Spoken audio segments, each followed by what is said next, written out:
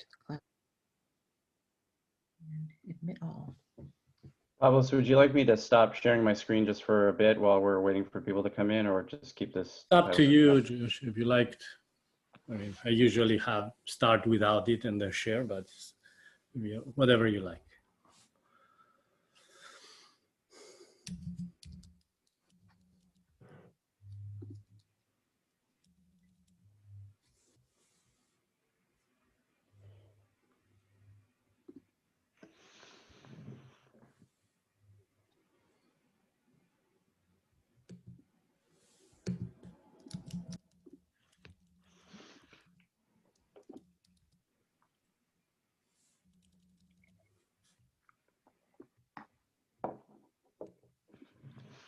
I think we can start, Natasha. So we Okay, start I'm the letting recording. people in. Yeah. Whenever you guys want to go.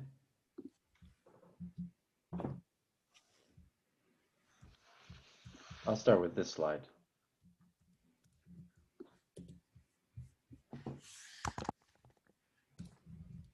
I'm all set when you are.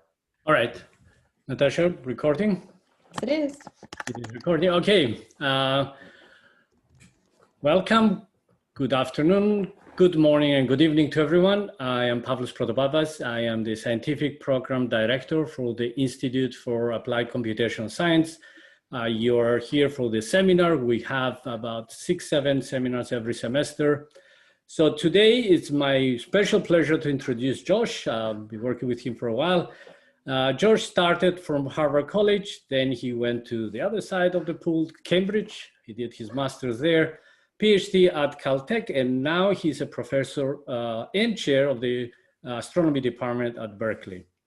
He's also a senior fellow at the Division of Data Science at Berkeley, and if I'm not mistaken, he was instrumental in the creation of that division. He was one of the first people to start data science at Berkeley. His research is largely in time domain astronomy, transient events, telescope inside automation, and AI. He's also in the cusp between astronomy and machine learning. He teaches radiative process, high energy astrophysics, and a graduate level Python for data science. Also, he has been awarded the Data-Driven Discovery Prize from the Gordon and Betty Moore Foundation and the Pierce Prize for the American Astronomical Society. Before that, at one point, he was the CTO of the Wise.io. He was sold in 2016 to GE. And today he's gonna give us a talk about physics-informed machine learning in astronomy. Let's welcome Josh. Josh, the floor is yours now. Great. Thank you very much, Pavlos. I really appreciate the introduction and the invitation to be here. I'm excited to talk to you today about some of the work that we and many others have been doing in machine learning in astrophysics. I thought I'd start off with this quote for a little bit of levity, recognizing that Jim Gray, for those that don't know, who's sort of a prototype of a data scientist many years ago, wound up realizing at Microsoft that by using data from astronomers, they could test algorithms, they could test ways to scale compute. And Jim loved working with astronomers because unlike with lots of other big data, when you make a mistake and data leaks or you actually make an inference that's wrong, credit cards aren't leaked and people don't get actually hurt. So working with astronomers was seen and still is seen by many computer scientists and statisticians as a kind of safe sandbox environment to play. But I also wanted to bring up this quote because there's something interesting about how astronomers look to computer science and statistics for the development of our own work. And while we're fairly famous for taking work that's been done in other places, not so much on the algorithmic side in the early days, think of Galileo, pretty famous astronomer, hearing about this new discovery called the telescope, which was meant to point over the horizon. And instead he said, what if I do this and point upwards? And the rest is history on that front. But astronomers are pretty well known for co-opting both hardware and algorithms and approaches computationally to our own work. So we love working with computer scientists because there's a lot of fantastic work that's coming out, especially in the machine learning world, that we can try to bring in and adopt for our own purposes. And last, what I'll say is I think computer scientists and statisticians, with all due respect to the work and the data sets they do, I think they need astronomers, and I think they need domain scientists more broadly to ask interesting and hard questions about the physical world. There's obviously a lot of interest in optimizing, ad clicks, and understanding Twitter sentiment perhaps, but understanding how the universe works, I think, is pretty interesting and pretty fundamental. So we're hoping that we provide an interesting set of data and questions that help push the algorithmic side as well. So that kind of brings us to this talk, which is, really kind of hopefully an introduction for many into the kinds of ways in which ML is being used in astronomy today, but also somewhat forward-looking into the sorts of things that we're trying to do to push the envelope, not just on the domain-driven questions that we have in astronomy, but what we're seeing is that there are special ways in which astronomers can contribute fundamentally, I believe, to the machine learning literature itself in trying to change the ways in which we actually do learning by informing the learning process with the physics that we know of the objects that it is that we study. So I'll be talking a lot about the work from my group and my students and postdocs and mention the work of many others. But I just wanted to pause for a second and say that some of the most important work in this front is happening right there with Pavlos's group.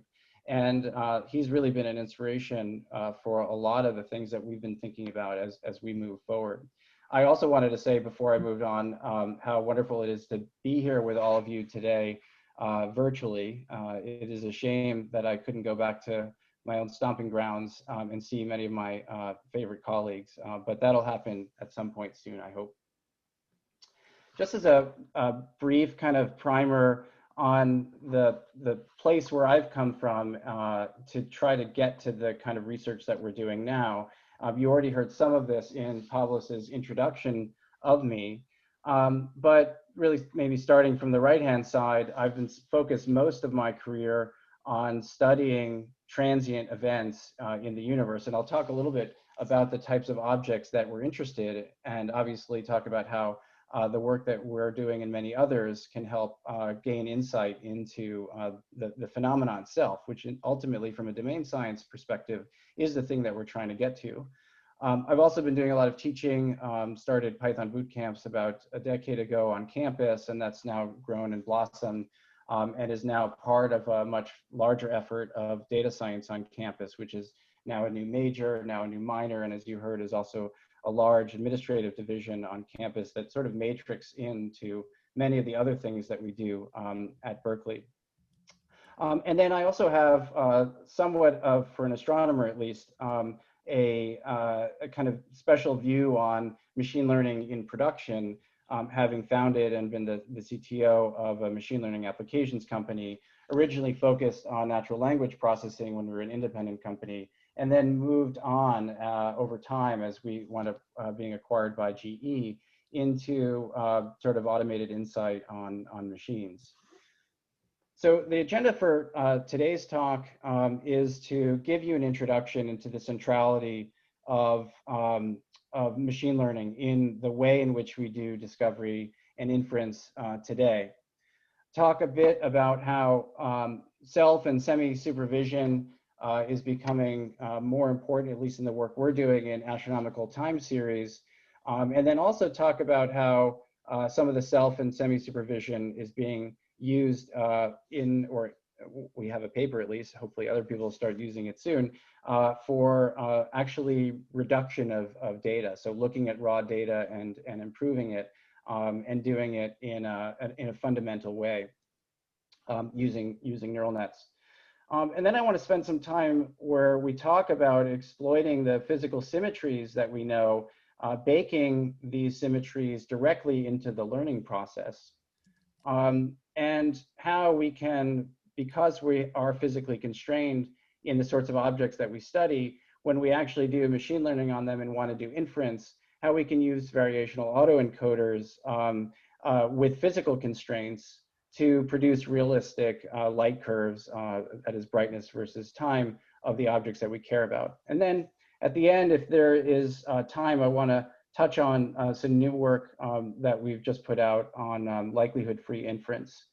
I should say that I think I'm monitoring the chat room on my iPad over here. So if there are any questions that arise, please put that into the chat. If I do miss it, I'll ask Pavlos or Natasha to just sort of speak up if there's something that I've glossed over that somebody is interested in. Hopefully, we'll also have some time at the end to chat. So this is kind of the big overview of the time domain of the kinds of objects that we and many people are interested in. What you see on this plot is time on the x-axis versus some astronomer units of brightness on the y-axis. And what you see overlaid here is a couple of different light curves. As I said, brightness is a function of time, of different types of objects of interest in astronomy. First, I'll point out the type 1a supernovae in the blue curve. Type 1a supernovae are incredibly important for understanding the end states of some types of stars, but also, more importantly, for being probes of cosmology. And the Nobel Prize in physics in the context of cosmology was given for using type 1a supernovae to discover the accelerating expansion of the universe. So finding lots of type 1a supernovae in a data stream is actually pretty important. Type 2 supernovae are the most common types of supernovae in the universe, and those are the most common way in which large stars wind up dying and exploding. If you want to understand the creation of elements in the universe and star formation, understanding how type 2p supernovae work is also important. So those are the objects that we know about, and those are the objects that we know we're trying to find when we look through our large data sets. But then there are other types of objects that we have theorized about. This NS-NS merger, which stands for neutron star merger, is a very quick and faint event, at least as it was predicted to be. This is a slide that's about 10 years old now. And that was thought to be the kind of signature we might expect following a gravitational wave event where these two very compact objects, very massive objects, smash into each other and produce not just gravitational waves, but this light that we could potentially see. It turns out that in 2017, one of these events was actually seen, and it looked a lot like the theorized light curve that you see here. So this is something that we were pretty sure we would see. We didn't know the exact details. And then there are these other objects that are up here, neutron stars colliding with red supergiants, or these mythical pair production supernovae. These are also theorized to exist, and we're also trying to find these things in our data streams. But the reason why this is a Rumsfeldian challenge is because we're not just looking for the known knowns and the known unknowns. By definition, I can't put the unknown unknowns up here. And so our big goal, if you think about it from a time domain perspective, as we're trying to find and study the sky and find interesting objects in the sky, isn't just to optimize on the things that we know about, but also to try to find, in the presence of really pernicious noise, a whole bunch of interesting new objects out there. So this is our big challenge. If we had the sort of world's capability of following up every discovery that we make in one of our imaging surveys, then this wouldn't be all that hard, because everything that looks interesting in the sky, we would just throw big telescopes at and get spectra and try to understand them in more detail. But we don't have that. And there's a very strong competition for those that don't know how a lot of astronomy works observationally, for these very precious resources to observe different parts of the sky. So even though I might want to look at every object that looks interesting to me, there are plenty of other people that are trying to do other types of science with other types of objects. And so this is indeed a grand challenge. And what looms very large for us in the astronomy community is the Vera Rubin Observatory. And this was formerly called the Large Synoptic Survey Telescope, or LSST.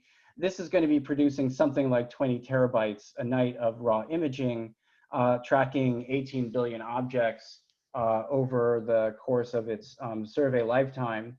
And it's going to require something like 150 teraflops just to produce the first data release in a few years' time. The final catalog, after about 10 years, is going to be 15 petabytes of just essentially metadata. So this is going to be something of tremendous interest for us, but this is the kind of data stream that we're trying to figure out how we can make sense of it and how we can optimize our scientific return. So this gets me to the first part of the talk in the context of machine learning, which is to say that we already are using machine learning to help us power some astrophysical discovery. And we're able to do this at scale. So there are parts of the inference chain, as it were, with new data streams where we feel fairly confident we've learned how to extract and mine interesting sources out of that. And this gets back to an original problem that I and my group worked on, which was to do something which seems pretty simple, that is to find new sources in the sky. And the sort of state-of-the-art way to do that was and still is taking a so-called reference image of the sky, so a deep median stack of the same part of the sky that was done previously, and for a new image, align those two and subtract them off. And when you've done a good job in the subtraction, you see what looks like at the very bottom here, these reals. These are new sources, basically, where there's a little extra brightness above where there was previously. But it turns out doing the subtraction is not all that easy, and this leads to a lot of artifacts, these bogus detections. And it's a little, you know, sort of like Anna Karenina, like all real objects all look the same. All bogus objects are all different in their own way. This is actually one of the major bugaboos in us being able to find and then study these objects, because it turns out that the number of bogus in some of the surveys 10 years ago, the numbers come down a bit since then as the subtraction techniques have gotten better, is about 1,000 to 1 for the number of reals. So we're really doing a needle in the haystack problem here. And so what we did is developed one of the first machine learning, not just algorithms, but computational infrastructures that ran on real world data that learned from both bogus and real, and essentially scored every single object that came off of these new telescopes producing these images. And that allowed us to be fast, obviously, compared to people in doing inference, parallelizable, transparent, and interestingly, and importantly for science, deterministic and versionable. Unlike when you ask people to look at data, you always will get the same answer out of these machine learning algorithms. So that helped us quite a lot. And this may seem sort of obvious in retrospect, but when we started this work, I was reminded of this amazing picture from Harvard College Observatory over 120 years ago, where astronomers, in particular at Harvard, had a very big data problem. They were getting more images coming off of telescopes from the Southern Survey than they knew how to deal with. And so they hired a number of people, mostly women, to look at this data and try to opine on it. And the person that you see in the back, just for historical reference, is Henrietta Swan Leavitt, who is considered one of the major figures in modern cosmology, discovering an important relationship between the period of pulsation of some types of stars and their overall brightness.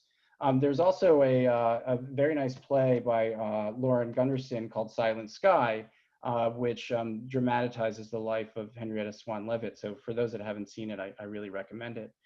But this looks old, and it is, but it's actually pretty much how most people until very recently were dealing with large data problems in astronomy for discovery, is essentially hire more graduate students. So bringing the machine learning component into this problem was a fairly dramatic shift away from needing experts, because as we know, domain experts don't scale.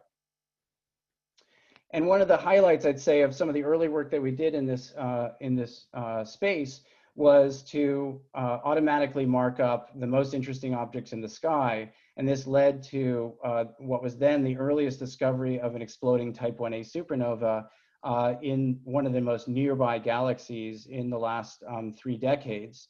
And this ML real bogus discovery was important, not so much because we found this object, because in the end, this object is so nearby and got so bright, you could have seen it with binoculars if you knew where to look. And it would have certainly been discovered by amateur astronomers. But we found it early. And because we were able to find it early, we were able to get the world's telescope resources pointed at it and trained at this position. And we were able to do some interesting science that we wouldn't have been able to do had we waited longer. This is a bit of a busy slide for non-astronomers, but what I wanted to say is that all of the regions that are colored were ruled out by some of the data that we were able to obtain very, very early. And in particular, what we're trying to understand with type 1a supernovae, even though we use them for cosmology and people have won Nobel Prizes using them as probes, we still don't know all the details of why they explode and whether there's 1 star involved or 2 stars involved. And it's almost certainly 2, but one question is one of them actually compact and so-called degenerate? And because we were able to rule out the green region, as you see here, we were able to rule out all but the most compact objects that we know about locally. And so this became very strong evidence that one of the objects which blew up was a compact object. Not a huge surprise, but it became a new sort of line of evidence that we didn't have before. And again, we could do this because of the ML assistance. Many of you have been working in ML for a long time know that ML, not just on paper, but in production, is really hard to do. And if it's really hard to do, you really have to seek other reasons and other ways to do it if you're actually going to put this into production. And oftentimes what you see in academic settings, especially in the domain scientists, is that we try to apply a new machine learning algorithm to some existing data, write a paper about it, and say, here's my ROC curve, let's move on. The prize is really the sorts of plots that you see here. We're able to do domain science in a new and novel way, faster and better, because we've applied machine learning in production. Now, this whole idea of doing real bogus discovery and classification is now really a cottage industry, and all significant surveys are now building their own real bogus detectors, not just using random forest algorithms like we did way back in the day, which seems silly to hear just because that was only 10 years ago. But now a lot of people are using neural nets and putting those into production as well. So that's fantastic. We are using this. It's become an important part of the way in which we wind up obtaining data and using data. But one of the things we're trying to do now is to push the envelope a bit more, still on this kind of real bogus idea, but recognizing that we need to think beyond the score, beyond the accuracy, beyond the, how good is this algorithm, to something a little bit more expansive that I'll explain in just another slide.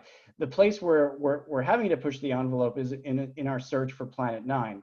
So there is a purported, theorized massive object beyond the orbit of Pluto, gravitationally bound to the sun. And one of the interesting ideas is that we've already imaged this object somewhere in our archives, but what we need to do is, because this object is too faint to see in one image, we need to actually shift and add these images slightly to follow the unknown orbit of this planet. And if we do that right, then this object may wind up getting popped out of the shift and added data. So there's a student here at Berkeley named Mike Medford working with his advisor, Peter Nugent, basically doing the shift and add. Now, as you can imagine, the space over which you have to search isn't just one direction of shifting and adding. It's all possible allowed orbital phases of this unseen object. And so what happens is, after we do a shift and add, we wind up finding candidate objects that are a little bit brighter than the typical noise. And we have to very quickly score them to decide, do we want to even save this object? And we have to score it because it turns out we don't have enough data available to us at the NERSC Supercomputing Center at LBL to actually save all the data that matches some sort of simple criterion above some noise threshold, which is fairly amazing in its own right. And it's because we're producing tens or hundreds of billions of potential candidates as we run through this old historical data. And so what we had to do is build a machine learning algorithm that could be extremely capable of deciding, is this real or bogus, based off of simulated data of what an unseen Planet 9 might look like. And then we had to distribute this over a very large supercomputing cluster. And because we didn't want this opining on this, do I save the data or not, to be the bottleneck in the work we're doing, we had to make these predictions in 10 milliseconds. So what we're finding is that to do this right, we needed to shrink our models down to a very small size, and we needed to build an extremely lightweight infrastructure around those models that could serve a prediction at scale very, very quickly. And so what we're starting to see now in astronomy isn't just a push to get better answers, but to get better answers with other types of constraints, like smaller models that can opine on data very, very rapidly. I want to turn my attention now to self and semi-supervision. I'm seeing some of the questions that are coming up in the chat, and I think for at least my quick view of the questions that I've seen so far are ones where I think I can address some of that through the rest of the talk. So I will do another pause when I get to the next section, and then we'll see if there are any questions based on everything that's happened up until then.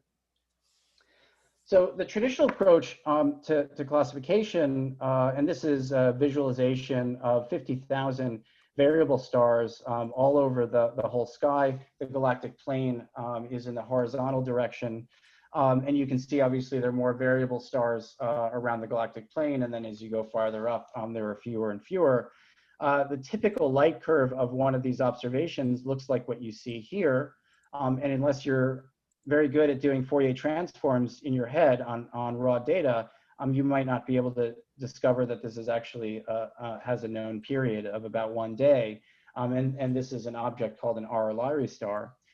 So what we did also about 10 years ago was start building something that could look at raw data as it came off of telescopes or historical archive data, and build a bunch of features from this heterogeneous data that is noisy and actually sometimes has spurious detections in it. And we featurized that data in a very traditional sort of domain-specific way, taking all the things that we could think about from building fast Fourier transforms or Loam-Scargill periodograms is what you need to use on this sort of irregularly sampled data, and then throwing that into a random forest, and then doing some probability calibration post-processing.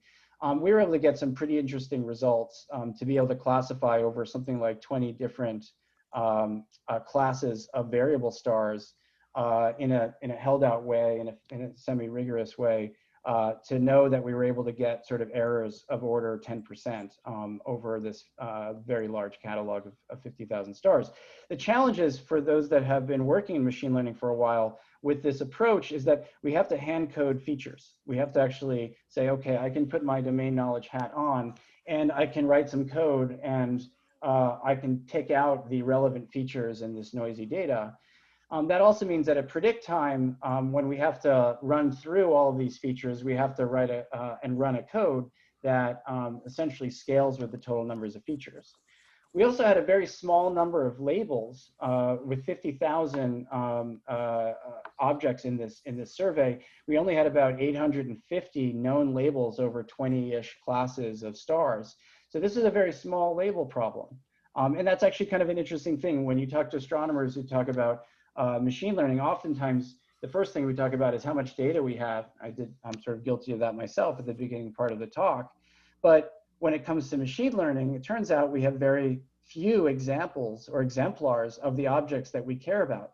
So we have a big data problem, but we also have a small label problem. And it turns out that after you build one of these models and try to apply it to a different data set, it doesn't really work that well. So what we did is build a semi-supervised autoencoder using a recurrent neural net architecture that allowed us to do basically automatic generation of features. And for those that haven't worked with recurrent neural nets or autoencoders, the simple way to think about it is the picture that you have here. You have this raw data and you build a neural net which learns to encode that down to just a few numbers. And that's depicted here with this B, that's what's called the bottleneck layer. So think of this as a compression. And then you uncompress the data with a decoder. And the goal here is simply just to reproduce the original data you had. And so if this is a very simple, let's say, sinusoid, we probably only need a bottleneck layer of size 3 because we've got to capture the amplitude. I'm getting a little bit of feedback. I don't know if somebody is off mute. We need to get the amplitude, we need to get the phase, and we need to get the period. And so if you have a more complex looking source, then you need a larger bottleneck layer to capture all the relevant data. So the idea here is that we can use this bottleneck layer as the creation of features for us. And I won't go into all the details of what the actual architecture looked like, but what I wanted to point out, first of all, is that it wound up getting essentially best in class classification accuracies on several different data sets. But what I wanted to point out is we had to modify existing autoencoder infrastructure to handle the irregular sampling of the data. And we also, because we understand something about our noise properties very well in astronomy, we're able to make use of that to change the traditional loss function, which is usually some mean squared error, to a weighted mean squared error. And that allowed us to not over-index in the learning process on poorly measured data. That's sort of one of the things that we had to do, where we had to sort of monkey around with the actual architecture itself. But the other thing that we realized during the course of this work was that even though we had a small number of labels, what we're looking at here is a self-supervised feature learning process, where even if we don't know what the answer is, that is the classification is of a given object, we could throw something that doesn't have a label into the system and actually have the system learn from that to reproduce essentially that data. And the goal there would be that something could get encoded in this bottleneck layer that even though we didn't have that label, we'd still be able to get a better and better set of features out of that.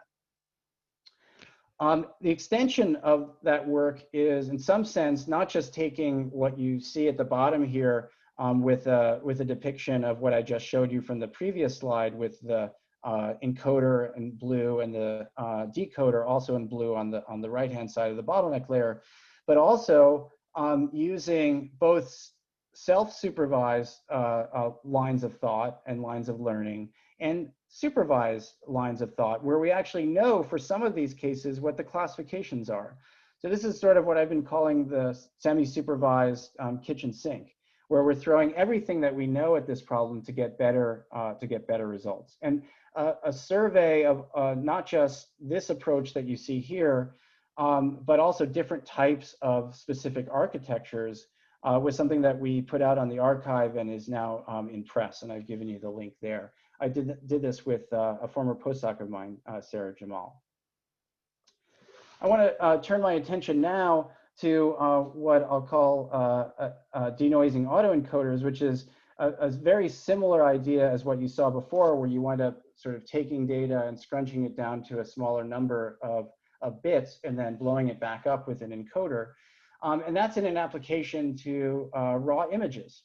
What you see on the left-hand side is a raw image from the Hubble Space Telescope, which looks kind of busy. And it turns out that most of the detections that you see there are from cosmic rays hitting the detector. These are charged protons, or usually electrons or muons, which are hitting the detector and leaving streaks in the data.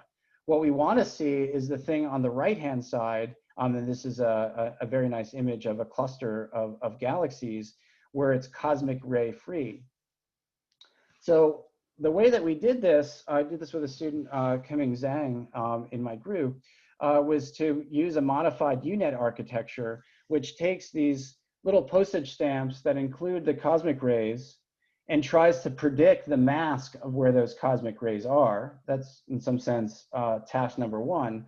But then task number two is to take that mask and the original data and then inpaint with a different network over the data with cosmic rays and get a cleaned image after that. And as you know, if I give you an image and I give you a mask, you can pretty easily interpolate over that. And the question is, can we actually learn to do better interpolation? One of the things that was amazing in this process of learning was that we wound up in the sort of initial layers of the model that we wound up discovering, because these are just convolutions in this U-Net architecture. We wound up discovering that we actually had the network find the current state-of-the-art way in which we find cosmic rays. There's another code called LA Cosmic, which does a Laplace transform on the data to find sharp edges. The network actually learned a Laplace transform in addition to many of the other convolutions that you can see depicted here.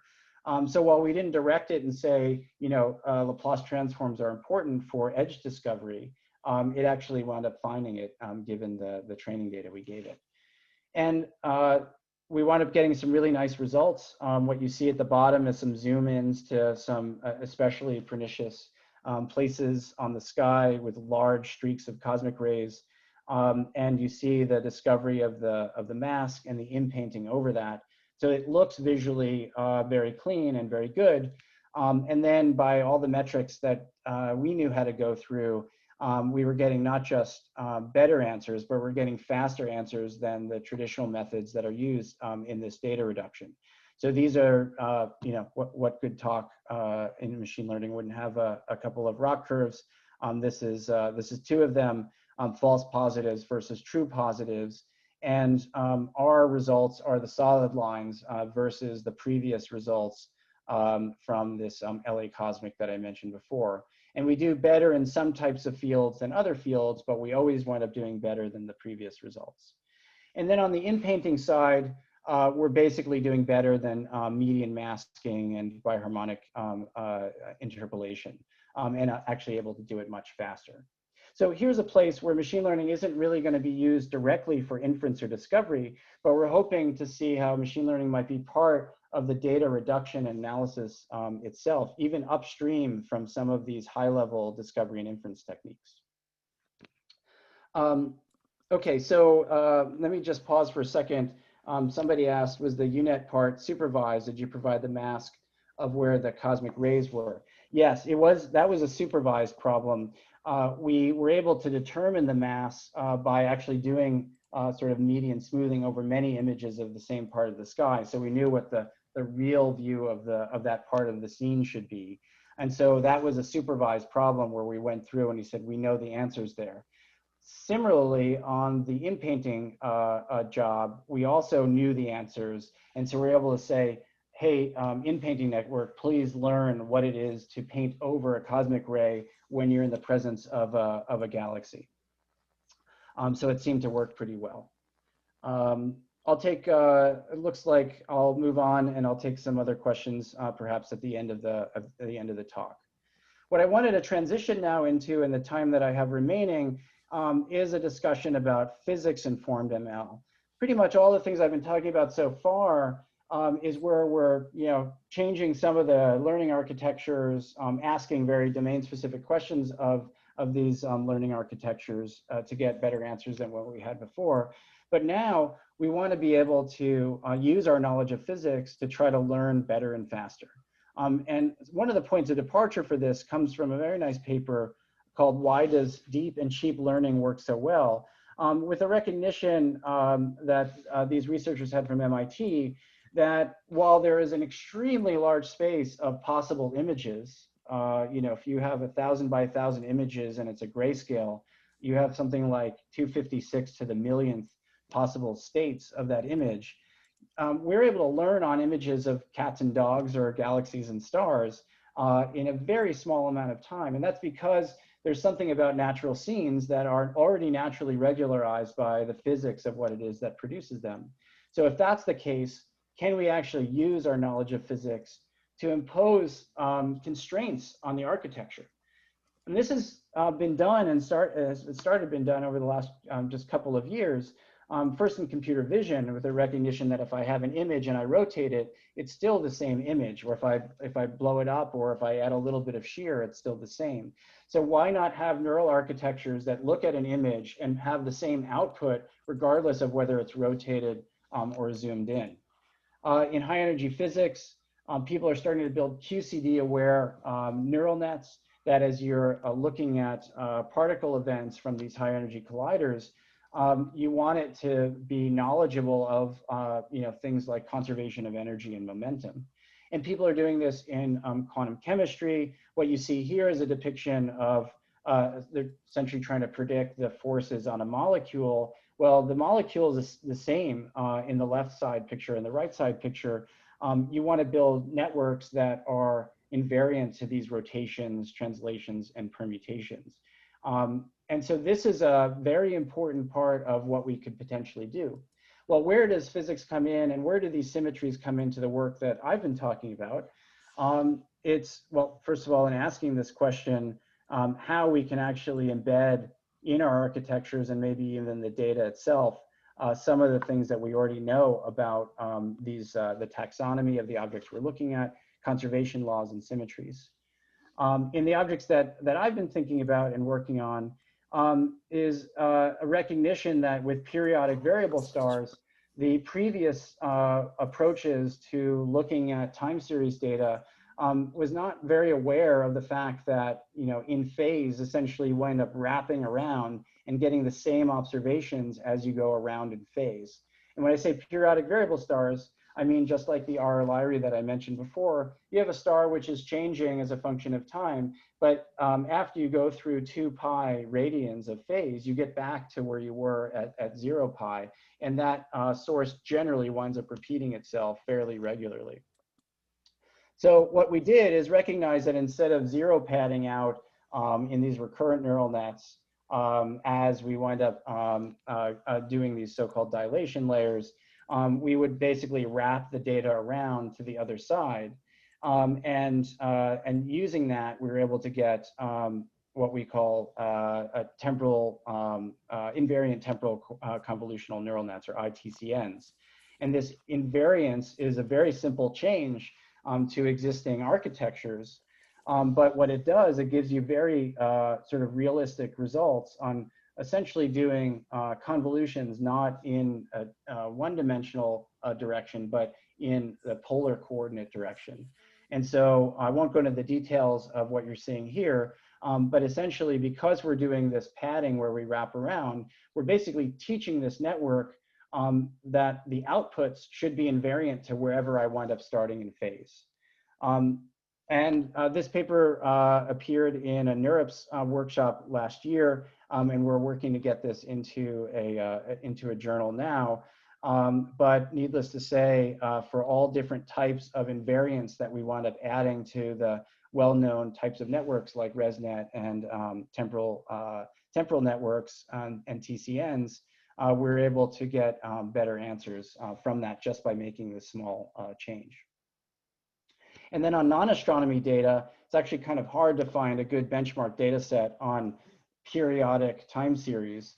We did what all ML people seem to do, which is coerce the famous handwritten digit MNIST data set into a periodic time series. And we did the following. We took the original data in the 3 and the 8 you see there with a random seed, essentially permuted every pixel somewhere in this 28 by 28 image, unraveled that.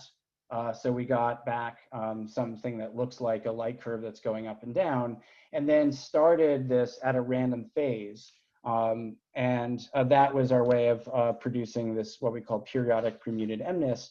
And that also produced very, very good results over the baselines that we studied.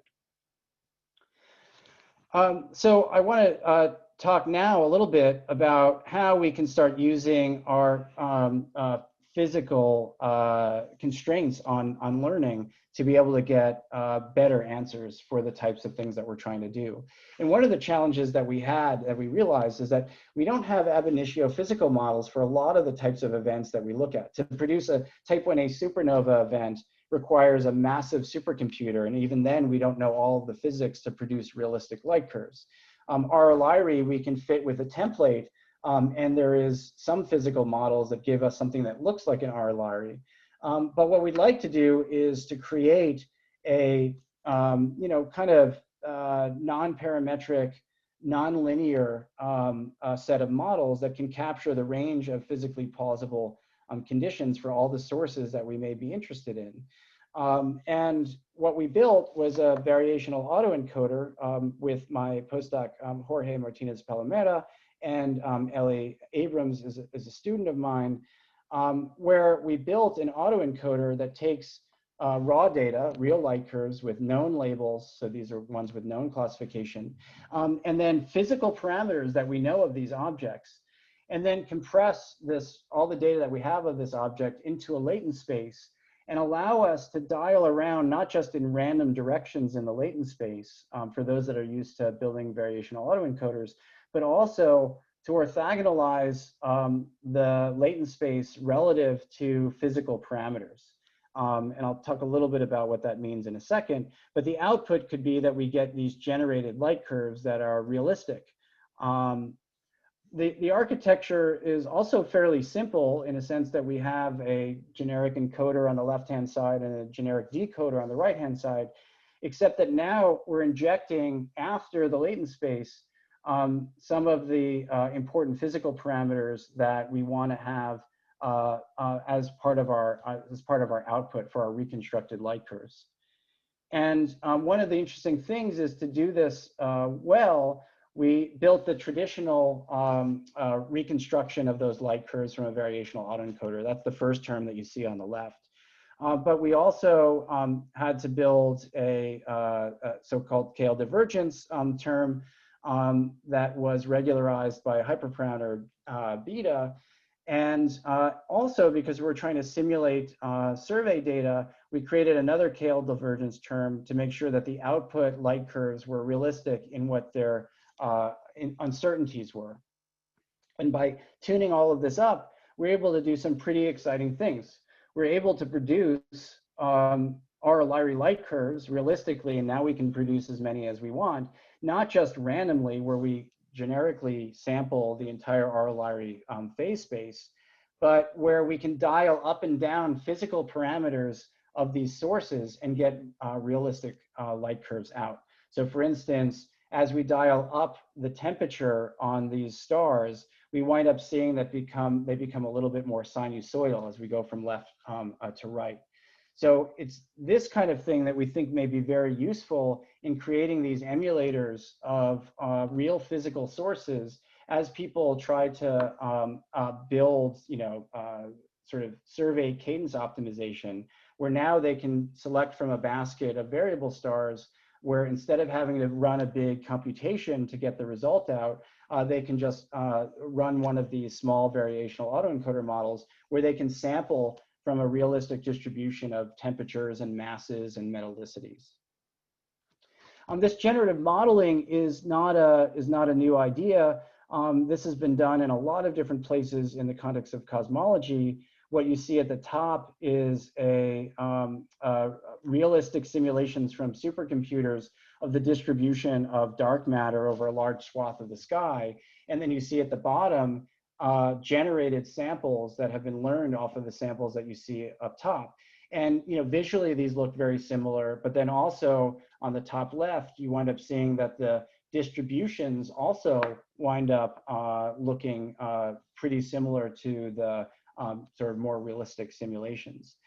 People have also started generating images of galaxies, which is extremely helpful in mocking up surveys so that you can test your sensitivity to different types of parameters.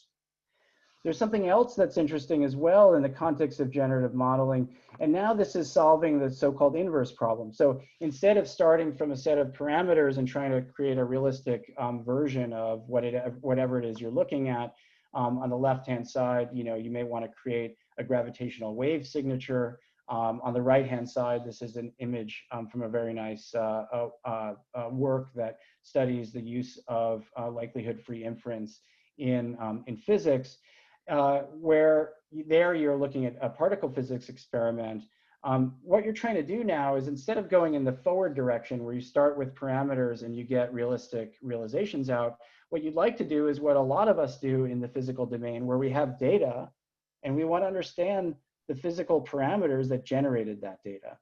And in a Bayesian sense, what we're trying to do is, given data,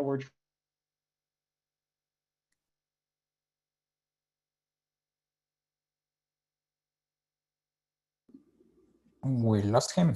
I think we lost Josh. Yeah, he got bumped out. Let me go back in and see. Let's wait a little bit then. Mhm.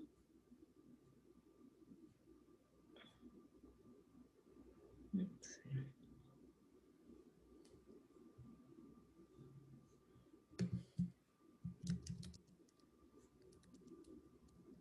I realized that my laptop died, and so now I'm switching over to my iPad. So why don't we take this occasion for me to answer some questions that you may all have while my laptop reboots, and I can finish the last couple slides of my talk. Pavlos, maybe I can ask you to moderate this part. Yeah, there is a question by Jordan that's how would your network handle any variable signal whose parameters are changing over time? For example, stellar pulsation whose period exhibits long-term oscillation. Right, that's a great question. So semi-periodic variables are one of the hardest things for us to do in this invariant network. And so what we're trying to figure out is how we might be able to extend, or at least augment these types of networks with a more traditional recurrent neural net. The other thing that one can do, and I think Pavlos has spent some work on this, is build sliding windows where you have the same network, but over time it winds up seeing different parts of a semi-periodic variable. And that actually can get very, very good results without having to use this strictly rotationally invariant network. Also, George, Michelle is asking, what do you think are some of the biggest challenges to the widespread adoption of ML in astronomy? That's a great question, and I'm going to try to answer that while I'm multitasking, because my laptop is now back up, and I can try to rejoin the Zoom. So, one of the hard parts, obviously, is just training. A lot of us have not gone through the formal training on the stat side and the computer science side to be able to understand deeply the tools that we're using. That's maybe okay in some contexts, because we don't always have to understand the inner workings of how a computation works for us to make good use of it. So there are definitely going to be places where astronomers can just benefit from off-the-shelf algorithms. But I think to truly innovate and to truly push the envelope of these algorithms, we're going to need to be able to have a sort of training curriculum that starts maybe even before college, that gets people that are going to be going into domains to be able to be functional and conversational and understand how these approaches work. That's one, and I think the other one that's almost certainly worth mentioning is that some types of learning that we do require very large computational resources, and that is already something that not everybody has access to. Now what's good about this is that not a lot of the problems, at least the ones that I've been interested in recently, have massive computational constraints. But in ones that do, having access to big iron is going to be fairly important over time. I think I'm about maybe 30 seconds away from getting into my talk again. I have only a couple more slides left. Any other questions that I can answer before we get into it? There are a couple of them more, but the sub-question of the previous one is any argument against widespread adaptation of machine learning besides the big iron, maybe inference is a problem? Yeah, so that's a very good question, and I have a long diatribe on that. I mean, in part, I sort of touched a little bit on that already, which is with machine learning, you always get an answer. And that is a wonderful thing, but it is also an extremely dangerous thing. Always getting an answer means if you've put something into production, you are getting you're getting a result that hasn't been vetted by people. And machine learning algorithms don't know whether they've made a mistake. They're just putting results out. And in the context of normal imaging tasks, if I learn on an image this is a cat or a dog, and then I give that model a CAT scan, it's going to tell me it's a cat or a dog. It has no idea that it hasn't seen this data before. So I think that is an extremely dangerous problem. And again, because we're not all trained in being able to diagnose and understand deeply what's happening in some of these what seems like black box models, we wind up having, I think, a hard time learning when we're making mistakes on that front. So that I think is the most dangerous thing, is that we could be saying things about the universe that are unvetted and unchecked by our own intuition. Putting machine learning in production that's just allowed to run and actually not just do discovery, but potentially trigger other telescopes to take data there, can be extremely dangerous unless you put a lot of guardrails on it.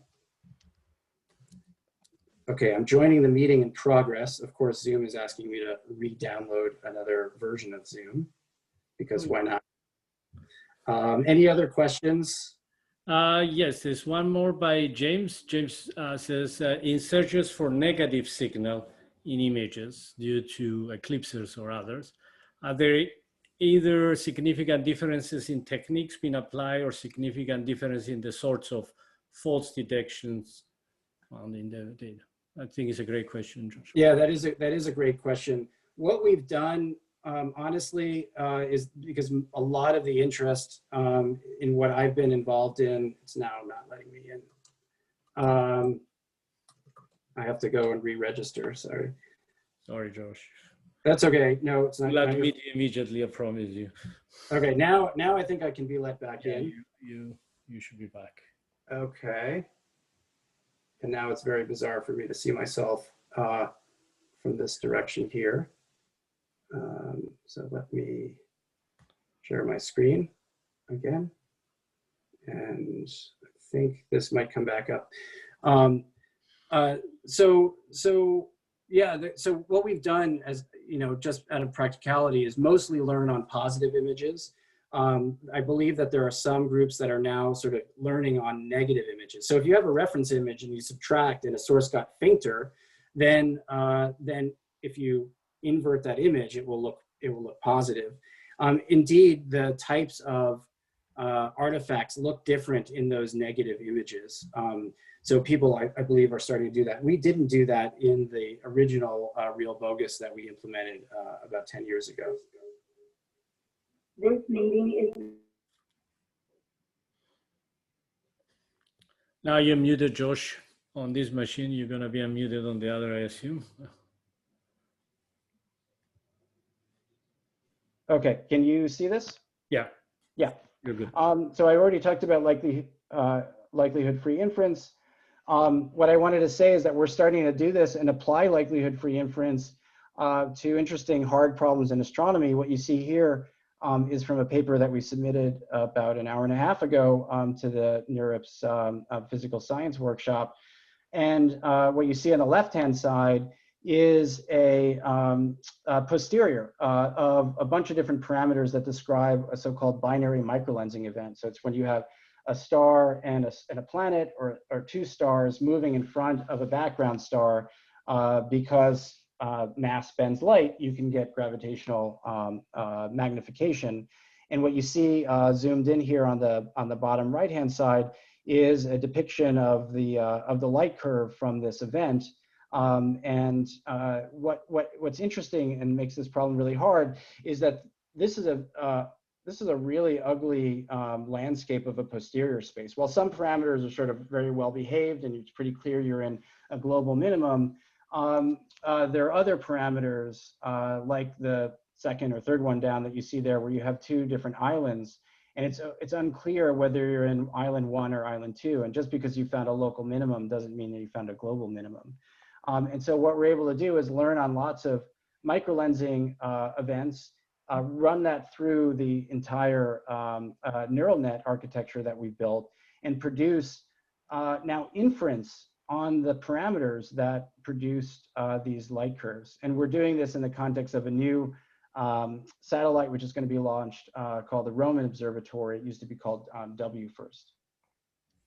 I think just in the interest of time, I'll skip over this bit, but just end with kind of an overall depiction of the places and where we're trying to bake physical constants and constraints into our entire learning process. So in some sense, the old school way of doing that was featurization. You take your domain knowledge on raw data, you featurize that into a set of features that you think are going to be informative for, let's say, a classification task. Then there's also the symmetry preserving layers. And I talked about in this talk a way in which we're using symmetry padding for periodic variable stars. This is something that Pavlos and his group have also worked on in the context of solving differential equations, is building symmetries and conservation laws into the different layers.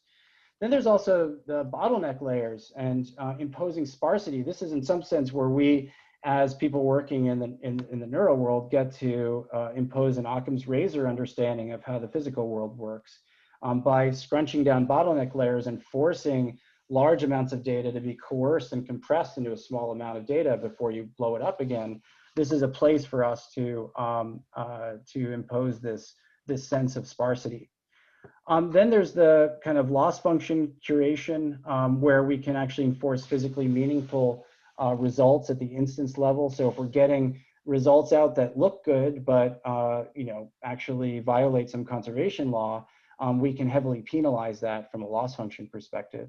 And then something that I didn't have time to go into today, it's as you wind up building these networks, enforcing distributional loss so that you're getting realistic ensembles of how stars are over the whole sky, for instance.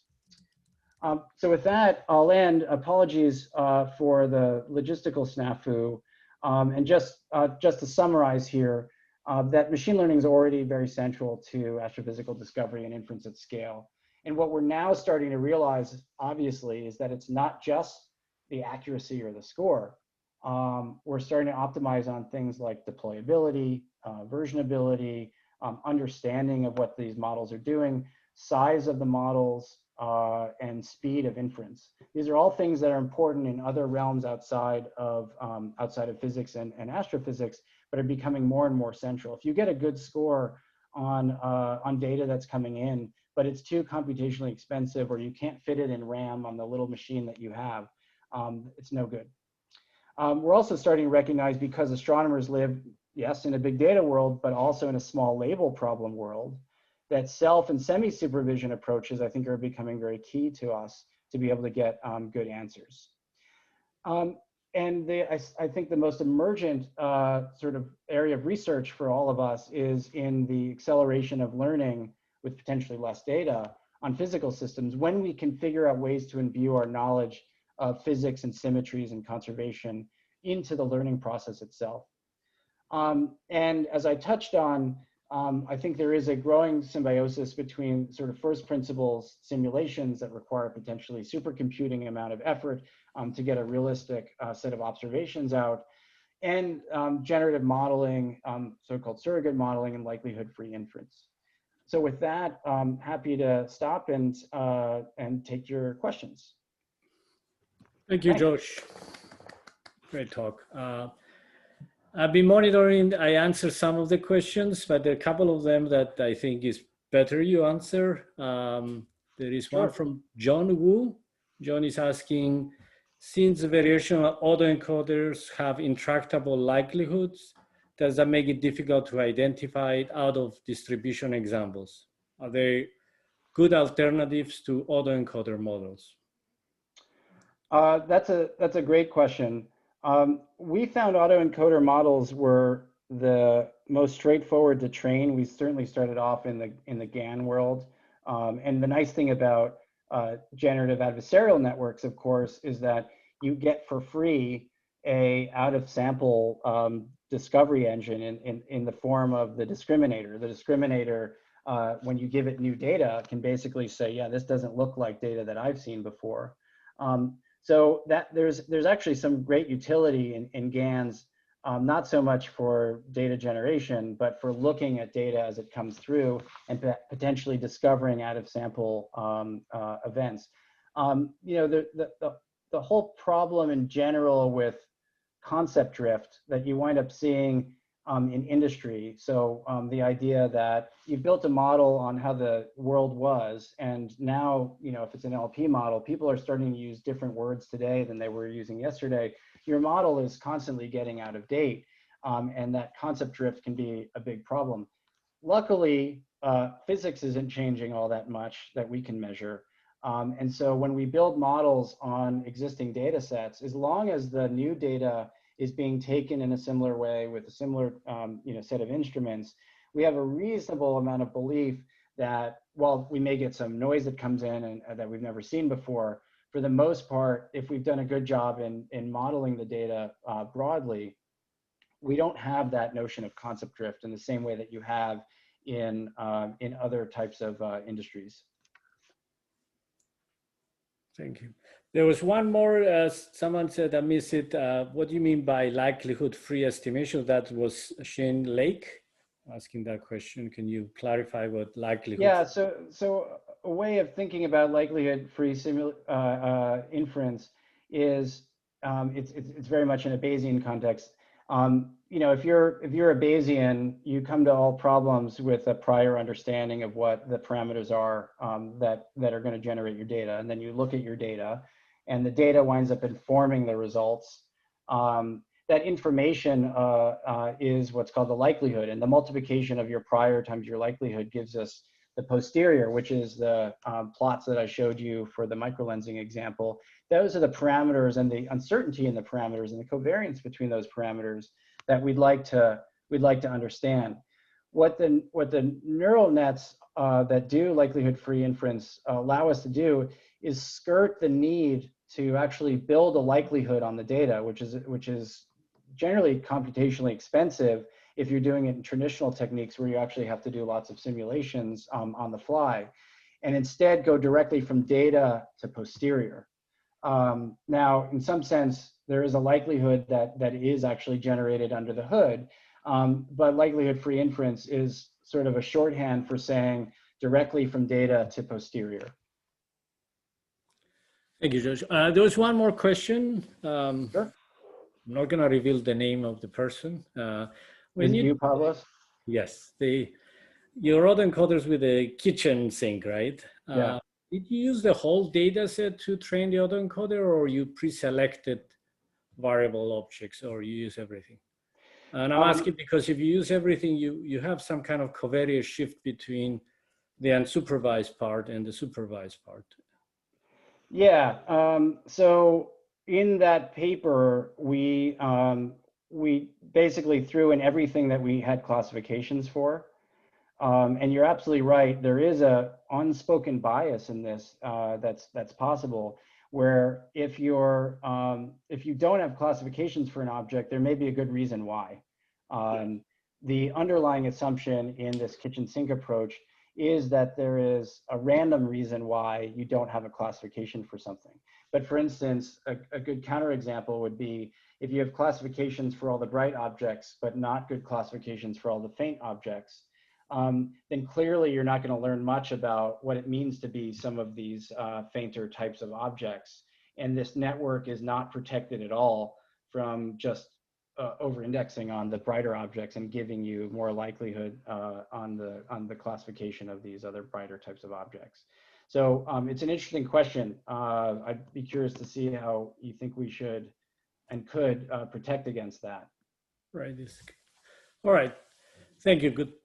George, excellent really enjoyed myself, of course. And we should thank Josh again.